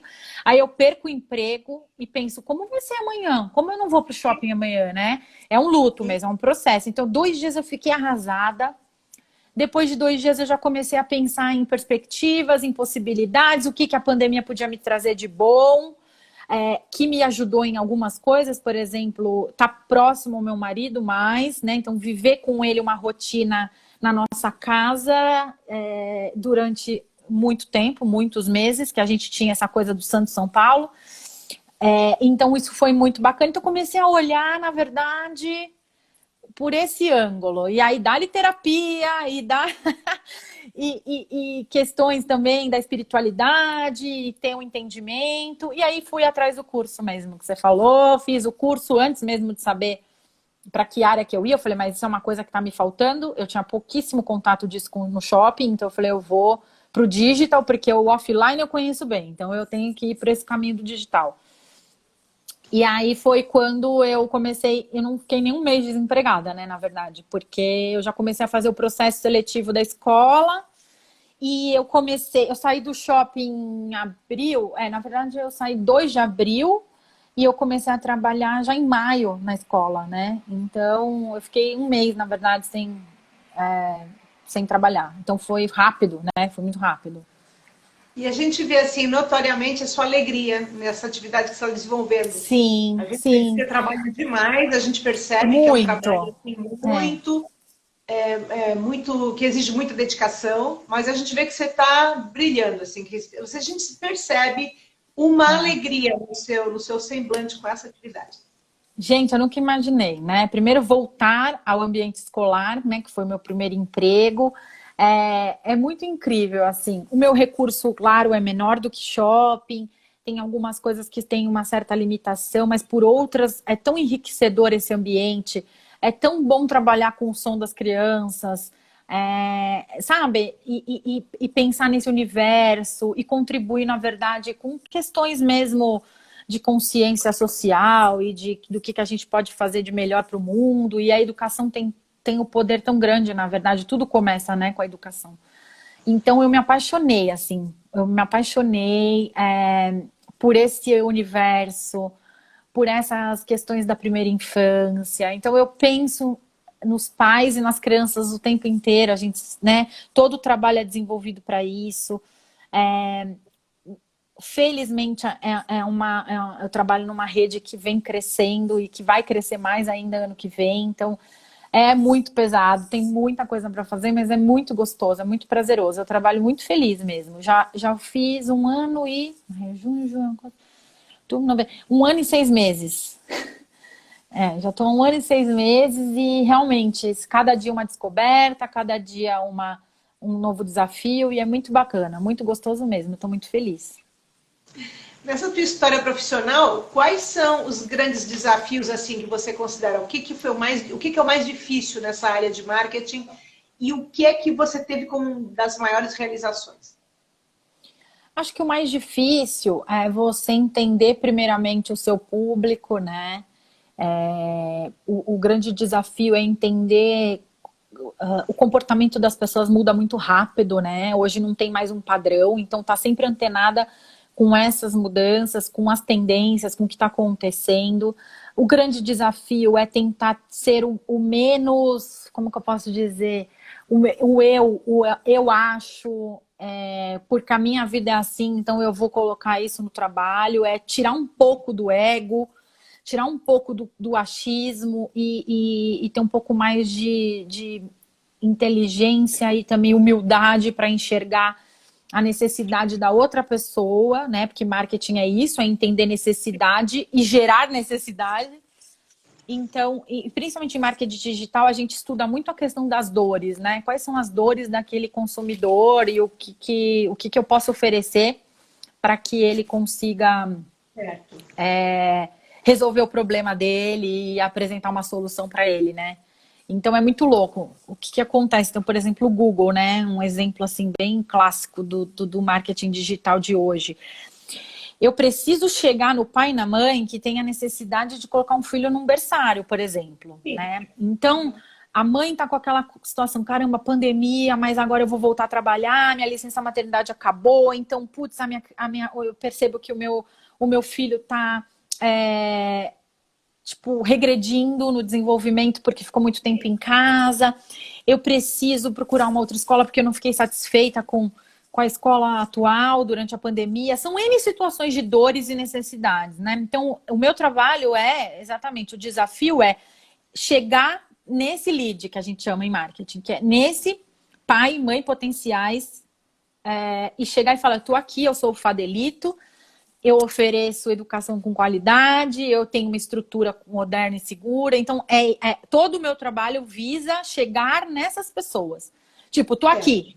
Então, tá no lugar certo, na hora certa, para essa pessoa me encontrar, né? E Encontrar minha vocês têm escola. também, porque você vai lidar com os pais também, né? E você vai receber os pais também para conhecer a estrutura, para você Não, coordenar isso. fisicamente, não, fisicamente ótimo. Pessoalmente, não. A gente tem uma central de atendimento que a gente faz o primeiro contato.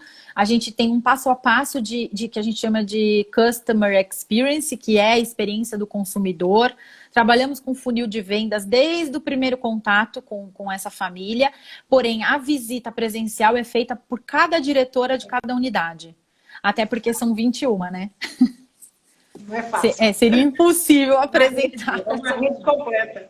Agora, o teu trabalho Exatamente. tem uma via de mão dupla, por exemplo, você vai com a proposta da instituição para o cliente, os pais e as crianças.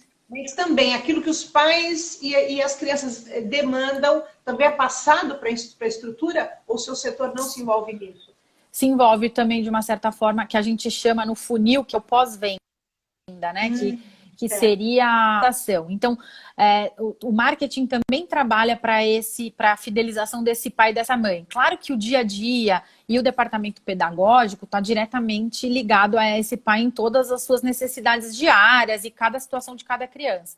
Mas nós, como marketing, a gente oferece, na verdade, um conteúdo atrativo através das redes sociais para ser compartilhado. A gente tem algumas propostas de eventos e ações pontuais justamente para as famílias sentirem, que a gente chama de engajamento, que é engajar essas famílias nas nossas ações, né? E temos também pesquisa de pós-venda, né? Então, nós temos pesquisa para entender onde estão os pontos falhos, onde estão as oportunidades e assim por diante. Então, a gente também tem participação nisso. Muito bacana. E você citou aí a questão do espiritualismo, né? Nessa fase que você estava no shopping, tudo. E você professa a Umbanda, tô certa? Sim. Na verdade, começou... Fala, pode falar. Não, começou realmente no shopping, numa busca pelo kardecismo, que é algo que eu também tenho muita identificação, eu gosto muito, né? E depois, realmente, eu conheci a Umbanda. O que é Umbanda, Cris? Porque as pessoas têm muitos preconceitos, né? Elas têm entendimentos anteriores ao próprio conhecimento desse fenômeno, desse objeto de conhecimento que é a Umbanda. O que é a Umbanda e quais são os grandes preconceitos que ela enfrenta na sociedade? Como qualquer coisa ligada à origem afro, existe preconceito e ponto, né? Apesar da gente ter um país de diversidade racial incrível e tal, mas a gente tem muito preconceito racial e, enfim, isso daí, infelizmente, ainda acontece. Então, para começar isso, né, uma religião que é brasileira, 100% brasileira, mas vem com uma influência afro do candomblé e de outras variações aí de religiões afro, né? Então, aí pronto. Só isso já basta para ter o preconceito, né? Fora a questão da ingenuidade, ao mesmo tempo também da falta de conhecimento, que as pessoas julgam que é para fazer o mal, que vai fazer sacrifício de animal, que vai fazer trocas, enfim, e maldade e coisas por dinheiro, né? Então começa a ficar essa coisa muito forte da falta de conhecimento. Então, o que me encantou, na verdade? Assim, eu sou muito, muito, muito ligada ao kardecismo, não sou estudiosa do kardecismo, nem da Umbanda, para ser bem sincera, conheço um pouco, mas é algo que me chamou muito a atenção. No kardecismo, a questão mesmo dos entendimentos, da compreensão, da reforma íntima, do quanto a gente tem por obrigação de ser melhor, de tentar evoluir enquanto a gente tem oportunidade de estar vivo, né? Nesse nome, nesse corpo, nessa história, nesse momento. E depois na Umbanda, o que me apaixona? Primeiro, por ser brasileira, por ser 100% brasileira. Segundo, porque o que mais me marcou e que meu coração, na verdade, vibrou muito foi quando eu descobri a história da origem da Umbanda, né? Na verdade, existia um médium carioca que era considerado um deficiente mental ou qualquer coisa assim, um esquizofrênico, enfim, ninguém sabia muito bem o que ele tinha e, na verdade, era uma mediunidade abafada, né? E aí, quando ele realmente consegue, em resumo, né? Quando ele realmente consegue, na verdade, começar a pôr em prática a questão espiritual e receber os guias e tudo, um dos caboclos que ele recebe diz que a Umbanda veio para, na verdade, ser um nivelador, porque não existe, na verdade, eu melhor que você porque sou médico, ou porque tenho uma graduação X, ou porque tenho dinheiro Y. De que, na verdade, todos somos iguais, né? E que não importa a raça, não importa a opção sexual, o que importa, na verdade, é a gente fazer o bem e ser feliz, que a gente nasceu para isso. A gente teve essa chance na vida para isso. Então, na hora que eu escuto esse discurso desse caboclo dizendo, e a partir de hoje eu chamo de Umbanda essa religião que vem para mostrar a todos que todos somos iguais. Me deu um negócio, assim, me deu um... Parece que, sabe, me faltou o ar de emoção, assim, é uma coisa que eu acredito muito nessa coisa da igualdade. Você encontrou teu lugar espiritual. Sim, eu não acredito em perfeição, eu não acredito nas coisas prontas, eu acho que a gente é construção, né? Então isso me fez identificar. E a Umbanda trabalhar, na verdade, com as diversas falanges que são mais excluídas da sociedade, né? Que são os marinheiros, as pombagiras, os pretos velhos, os índios. Então todas aquelas pessoas, aquele grupo de pessoas que sempre foi excluído pela sociedade são os guias que trabalham, mostrando justamente de que não precisa ser médico, graduado e nem nada disso. A gente basta ter amor, fé, né? E tentar ser melhor para o outro. Então, eu penso que foi isso que me chamou a atenção, tal, apesar de todo o preconceito, né? É macumba, vai fazer não sei o que. Quer dizer, todo mundo, na verdade, seja o evangélico, seja o católico, todos, na verdade, têm na sua mão o poder do bem e do mal, né? Sim. Todos eles, todas as religiões, todas as crenças têm o poder de uma coisa e da outra. É o homem, na verdade, que faz o direcionamento daquilo que a espiritualidade proporciona, seja ela em qualquer religião. Então, da mesma forma que um padre violentando uma criança, como um pastor que faz a extorsão dos fiéis, assim pode acontecer também de termos pais de santos, mães de santas e organizações que também fazem a prática do mal, do dinheiro e tudo, né? Mas assim, não é a essência, não é o que a espiritualidade passou. É o homem que, na verdade, faz a distorção. Mas isso eu acho que em todas, não tem nada a ver com origem e nem... Concordo.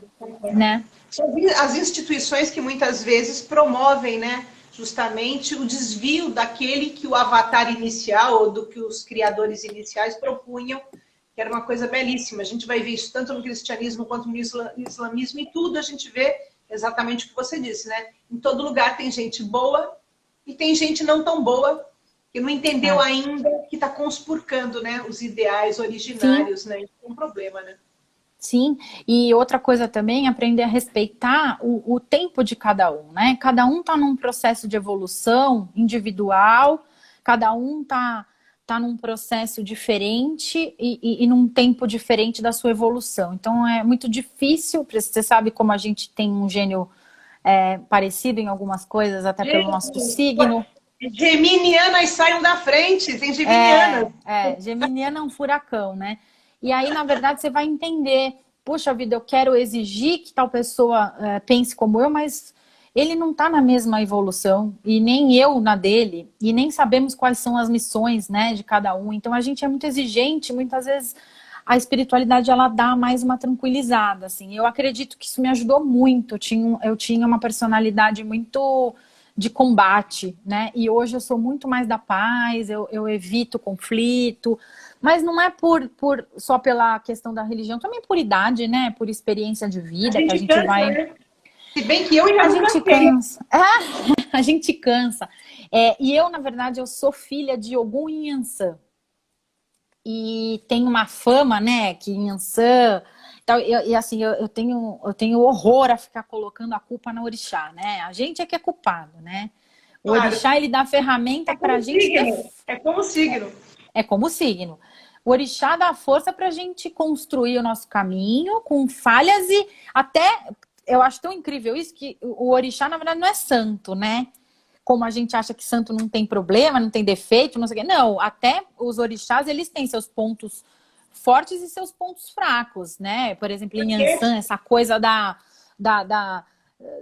de não pensar, de ser um furacão, de chegar chegando e tudo, mas opa, falhou. Eu não gosto de colocar a culpa no orixá, não. Eu acho que a nossa responsabilidade como pessoas, né? E não por conta dessa influência, digamos assim. eu acho muito bonito, assim, na Umbanda, essa questão de que vocês resgatam as energias da natureza, né? Eu penso que as religiões tradicionais, elas apartam muito o homem do mundo. Criam um mundo à parte, um desejo de um paraíso futuro. E às vezes eu acho que a gente aprendendo com os índios e com as culturas afro, a gente mergulha um pouco mais, né? Como você falou da terra, né? Você falou, preciso aterrar. E realmente Deus está aqui no mundo, né? Porque se Deus é o criador dos universos, ele está neles, né? Está com as marcas Sim, ali. Então, a gente fica procurando um Deus fora do mundo. E quando a gente tem que sim, sim. realizar a divindade no cotidiano, né? Nas inter-relações pessoais. Então, acho que isso traz muito dessas energias da natureza. Então, acho que toda a nossa forma de destruir o mundo, de destruir da gente não ter respeito pelos animais, pelas plantas, pelos minerais, pela própria Terra, né? Pela estrutura do planeta. Acho que tem um pouco a ver, né, com isso, né? Com as Sim, nossas religiões apartadas do mundo, né?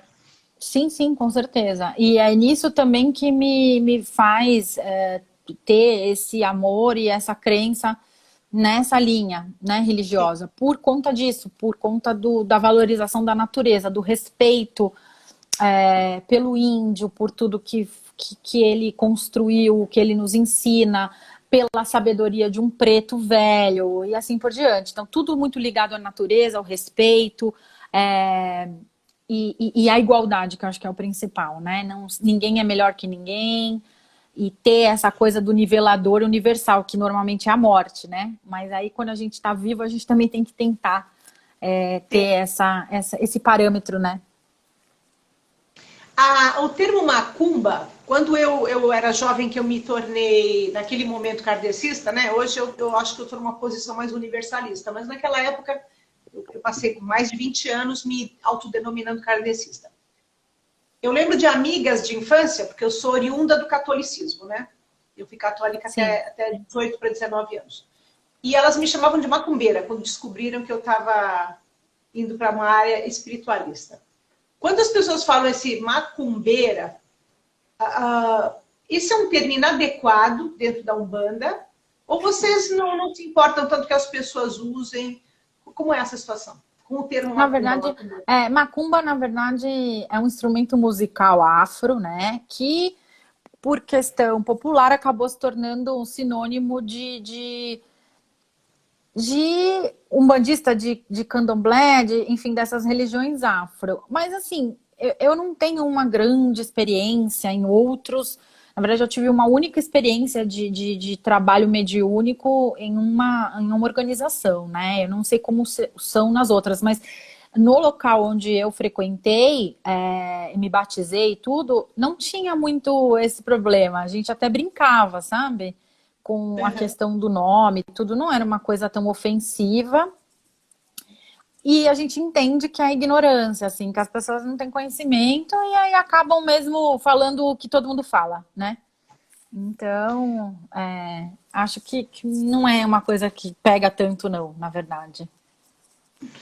Cris, estamos chegando aqui no final da live e eu queria saber se você quer dizer alguma coisa, tem alguma palavra final para os ouvintes. Você sabe que isso aqui vai ficar registrado para a história, né? Enquanto as nuvens não deletarem esse material, nós ficaremos aí, né? No registro nessa nossa personalidade, né, nesse momento. E tem alguma coisa que você gostaria de deixar de mensagem? A minha mensagem é, assim, pensando muito nessa questão da espiritualidade, a palavra do dia e do momento, e acho que da vida toda, é a questão da empatia, né? Eu acho que é isso que eles nos ensinam, né? A espiritualidade nos ensina como seres em evolução. Acho que o principal é a empatia, é olhar para o outro com mais amor, com menos julgamento, com menos preconceito. É o que eu tento fazer, porque todo mundo tem seu preconceito, todo mundo tem sua falha, né? Por isso que a gente está mesmo aqui. Mas o que eu penso de mensagem é isso, assim, é mais para a gente começar a refletir um pouco sobre o outro, né? O que a gente pode oferecer de melhor para o outro. Obrigada, Cris. Isso serve para mim também. Porque hoje mesmo Para mim também. de um monte de gente. Para mim também, para todo mundo. Porque eu não olho o outro, eu quero impor o que eu penso, então é muito difícil, né? E eu, quando era jovenzinho, eu pensava, quando eu estiver ali próximo dos 50, eu vou estar ao máximo, assim, já de crescimento. Eu estou com quase 60 e continuo a mesma coisa. Então, é duro, né? Essa situação é dura, né? Mas eu quero te agradecer muito. Tá? Não agradeço como prima, não. Te agradeço como profissional, que hoje despendeu um grande tempo do seu domingo, que é o único dia que você tem com o maridão em casa, e eu tomei esse tempo de seu. Então, você peça desculpas a ele também por isso. Com o maridão e agora com a minha filha peluda. Com a minha filha peluda. Com a Lupita. Com a Lupita, Deve estar doida para almoçar também, né? Porque para vocês aí, horário de almoço, eu já estou indo para a janta aqui. Mas, assim, muito obrigada. Eu agradeço muito, é uma grande honra tê-la recebido aqui hoje para abrir sua história. Eu sempre digo para todos que é um ato de coragem abrir sua intimidade, contar seu percurso, né? E eu espero que você seja muito feliz na sua carreira, para sempre, que você encontre sempre os desafios que você deseja, que você realmente encontre realização no cotidiano e que isso traga prosperidade para a sua vida, tanto material quanto espiritual, né? Que Deus te proteja e que proteja todos nós que estamos aqui, 8 bravos companheiros, né, que nos acompanham aqui nesse sim. De live. Verdade. Obrigada a você também pela oportunidade. E o canal eu acho que foi incrível, justamente por dar essa oportunidade das pessoas dividirem suas histórias, né? E não tem isso de ser uma história sem graça ou a outra que não. Todo mundo tem seu valor e isso prova através do canal, né? Do Conte Sua História. Então, obrigada. É um privilégio para mim também estar aqui, contribuindo, tá bom? Tá bom. Obrigada. E quando, quando nós formos 1 milhão, você tem mais um trabalho. Tá bom. Tô brincando. Pode deixar. Obrigada, viu? Um ótimo final de domingo. Beijão no André e na Lupita. Beijo. Obrigada, viu? Um beijo em todos aí também. Beijo, linda. Te amo. Beijo. Tchau.